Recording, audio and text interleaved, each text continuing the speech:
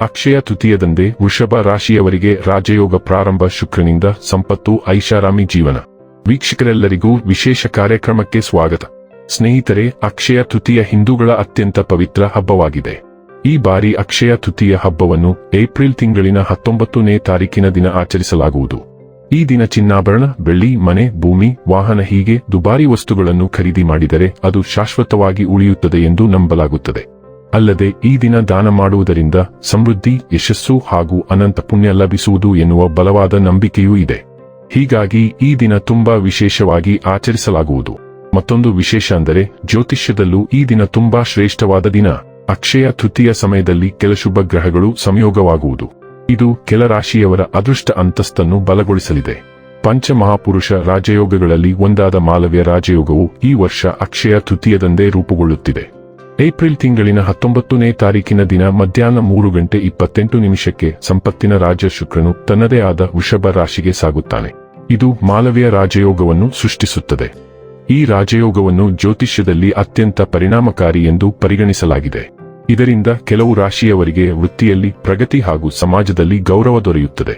ಹಾಗಾದರೆ ಎಂದಿನಂತೆ ನಮ್ಮ ವಿನಂತಿ ಎಂದರೆ, ನೀವಿನ್ನೂ ನಮ್ಮ ಚಾನೆಲ್ ಅನ್ನ ಸಬ್ಸ್ಕ್ರೈಬ್ ಮಾಡಿಲ್ಲವೆಂದರೆ ದಯವಿಟ್ಟು ಈಗಲೇ ನಮ್ಮ ಚಾನೆಲ್ ಅನ್ನ ಸಬ್ಸ್ಕ್ರೈಬ್ ಮಾಡಿ. ಹಾಗೆ ನಿರಂತರ ವಿಡಿಯೋ ಅಪ್ಡೇಟ್ಸ್ಗಳಿಗಾಗಿ ತಪ್ಪದೇ ಪಕ್ಕದ ಬೆಲ್ ಐಕಾನ್ ಬಟನ್ ಕೂಡ ಕ್ಲಿಕ್ ಮಾಡಿ. ಸ್ನೇಹಿತರೆ, ವೃಷಭ ರಾಶಿಯವರಿಗೆ ನಿಮ್ಮ ಸ್ವಂತ ರಾಶಿಯಲ್ಲಿ ಲಗ್ನ ಸ್ಥಾನ ಈ ಶುಕ್ರ ಸಂಕ್ರಮಣ ನಡೆಯುತ್ತಿದೆ.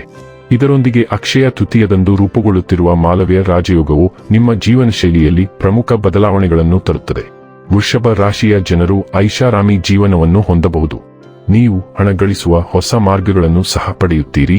ಈ ಅವಧಿಯಲ್ಲಿ ನಿಮ್ಮ ವ್ಯಕ್ತಿತ್ವದಲ್ಲಿ ಆಕರ್ಷಣೆ ಕಾಣಿಸಿಕೊಳ್ಳುತ್ತದೆ. ವೃತ್ತಿ ಜೀವನದಲ್ಲಿ ಪ್ರಗತಿ ಕಾಣಲಿದೆ. ಇದು ನಿಮ್ಮ ಆತ್ಮವಿಶ್ವಾಸವನ್ನು ಹೆಚ್ಚಿಸುತ್ತದೆ ಮತ್ತು ನಿಮ್ಮ ವ್ಯಕ್ತಿತ್ವವನ್ನು ಹೆಚ್ಚು ಪ್ರಭಾವಶಾಲಿಯಾಗಿಸುತ್ತದೆ.